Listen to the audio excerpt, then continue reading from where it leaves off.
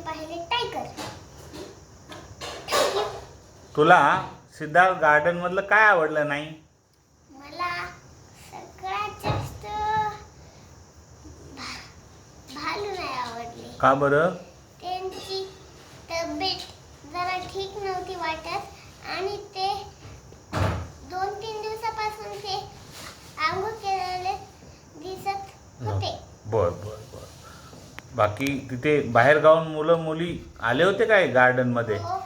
काय करत आणि होते? तिथे एक प्ले झोन मध्ये आम्ही खेळलो, बर मजा केली. बर बर. त्याच्यानंतर आम्ही एका गार्डन मध्ये गेलो. तिथं खूप सारे गप्पा मारल्या, ओके.